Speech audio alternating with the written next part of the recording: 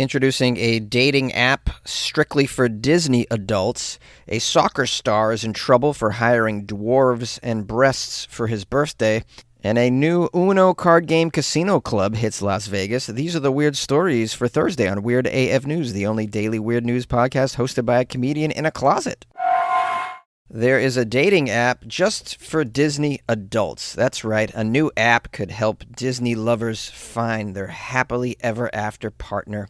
The app is called Single Riders, and it's designed for people who share a mutual passion for theme parks, specifically Disney. Have you guys heard of this whole Disney adult phenomenon? I know some Disney adults. I knew a couple that was a Disney adult, and I don't think she knew this, but I don't think he liked women. And I think a lot of, I don't want to make a generalization here, but if you're, I don't know, a 40-year-old Disney man, you like mouse ears on your head, you probably don't like women. It's just, again, just a generalization.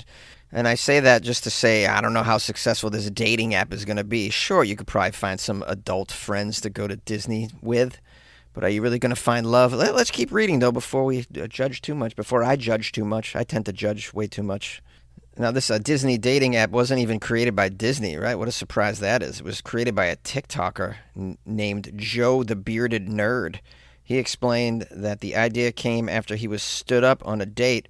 He said, quote, "I did what any other Orlando local does when I got stood up on a date. I went to Disney." Well, I don't know if that's what all Orlando, Florida men do when they get stood up on a date. Some of them smoke crack at a bus stop when they get stood up on a date. But he decided to go to Disney all alone. He said, "I realized what we need is a Disney dating app." Do we? Do we need a Disney dating app?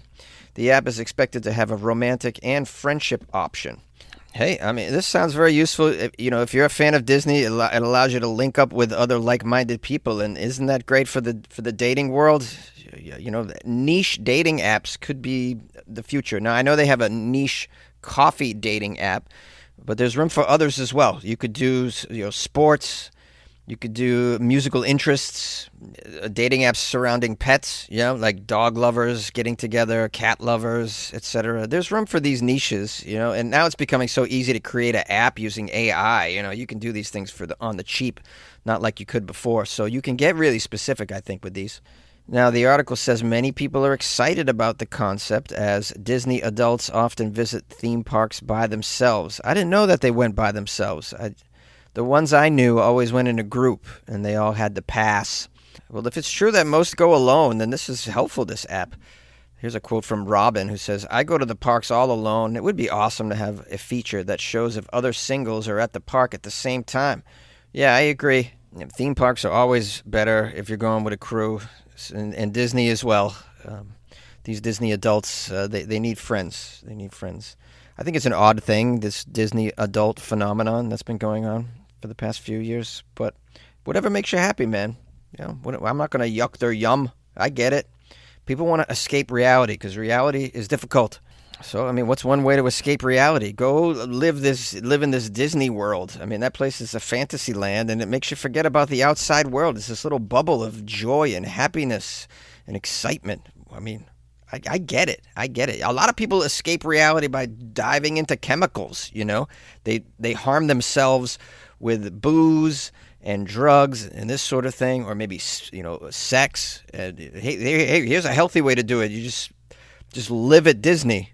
Now, for those of you who are Disney adults, single Disney adults, and you're curious as to when this app is going to drop so you can go find love and maybe even propose at Cinderella's castle, which is pretty routine, it seems.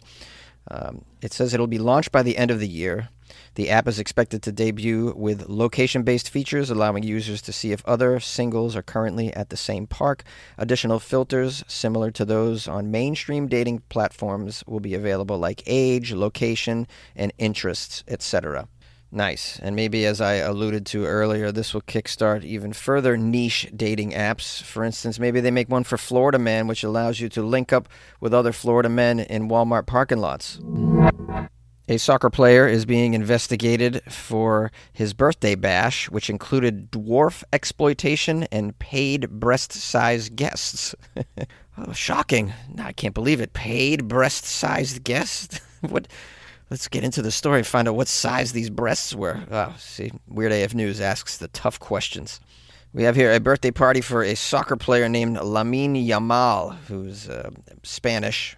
It was his 18th birthday. He's being investigated by the Spanish government because of his birthday, in which they claim, quote, dwarves were exploited and women with, quote, specific breast measurements were paid to attend. Oh my goodness. Women with specific breast measurements were there? Doesn't every woman have a specific breast measurement? I think I need more information here. I think everybody's got a specific breast measurement, even me. I have a specific breast measurement.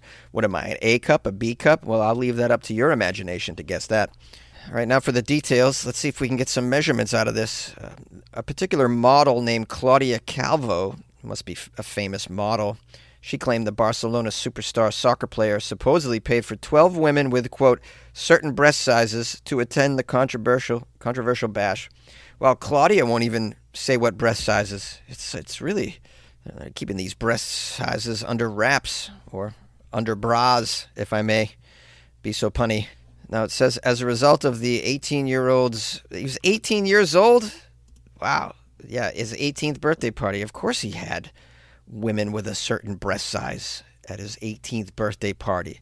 I would too if I could afford women of a certain breast size. I mean, there were women of a certain breast size at my 18th birthday party, but they weren't the most desirable breast size at my 18th birthday party. I don't have the kind of money to afford women of a certain breast size to attend my 18th birthday party, if you know what I mean. You know, my poor ass just got whatever breast size was available at the time.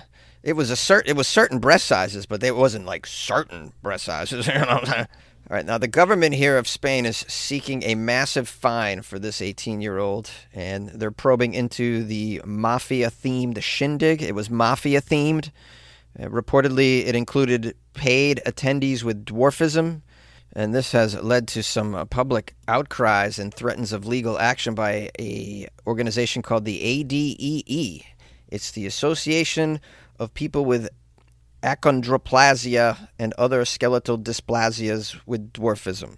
That seems like more letters than ADEE, but I mean, I'm not going to question their acronym. Now, it says also that the Spanish state, also known as the government, has now joined these groups in condemning Yamal, the 18-year-old who celebrated his landmark birthday over the weekend with about 200 people attending this private event. Lamine, the soccer player, is reportedly worth $8 million. He is the youngest ever goal scorer in a European championship, and it comes as no surprise to hear that he went all out on his 18th birthday on Sunday. According to the report, the birthday party took place at a rented property in a small town just northwest of Barcelona with a ton of influencers, YouTubers, and several of Lamine's Barcelona teammates in attendance.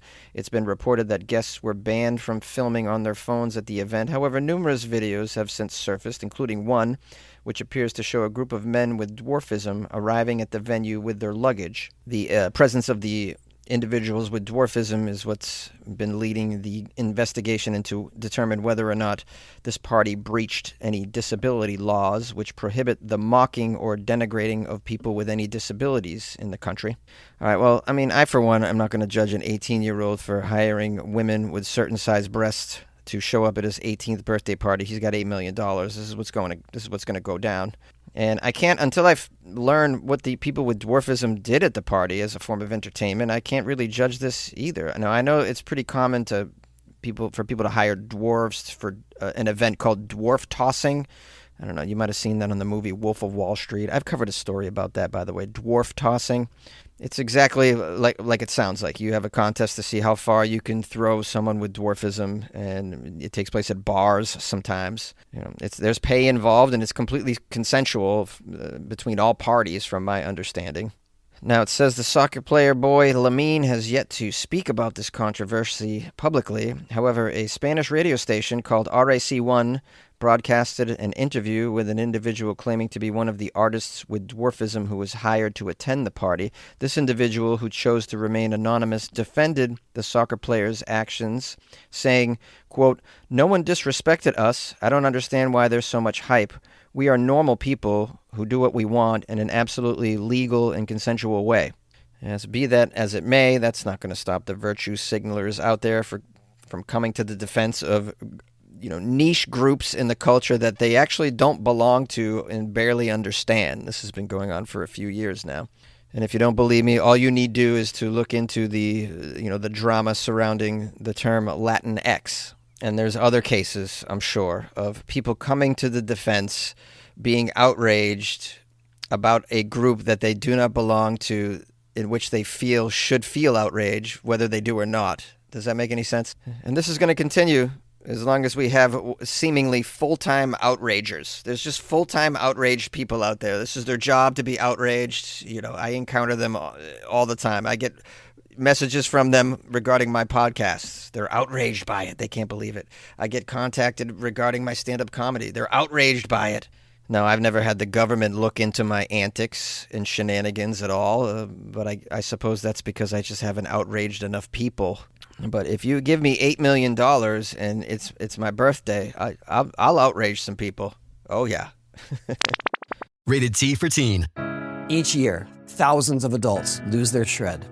It's an epidemic simply known as shred loss. But it doesn't have to be this way, because rekindling your shred is as easy as playing the new Tony Hawk's Pro Skater 3 and 4. With new parks, cross-platform multiplayer, and sick new game modes, we can put an end to shred loss everywhere. Get the new Tony Hawk's Pro Skater 3 and 4 and show the world that the shred's not dead. Get Tony Hawk's Pro Skater 3 and 4 available now.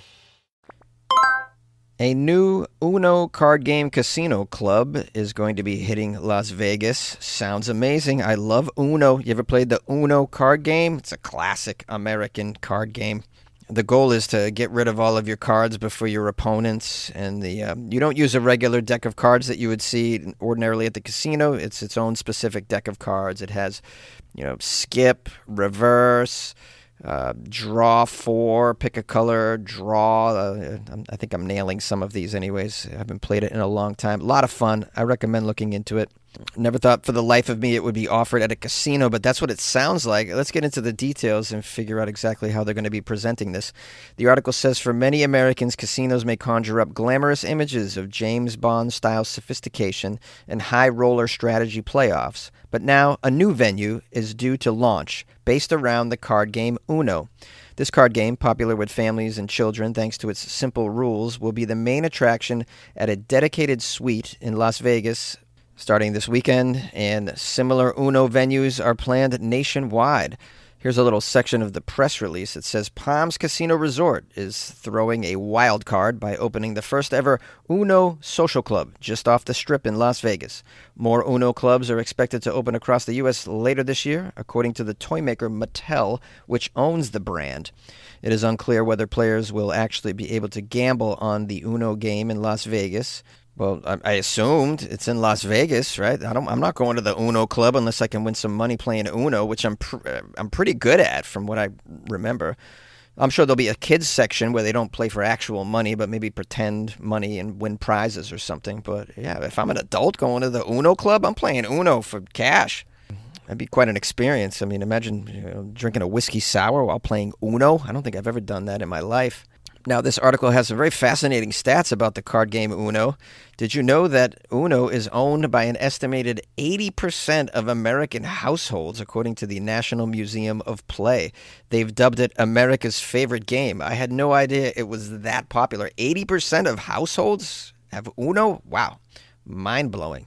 I'm surprised to hear children even love to play this game anymore. I thought it would have been gone, extinct, with the development of the sophisticated video games and apps and whatnot. But it sounds like households and families are still playing Uno. I love to hear that because I loved it as a kid. Now, this is fascinating. Did you know that Uno was invented by a barber named Merle Robbins in 1971, with toy giant Mattel acquiring the rights to the game in 1992?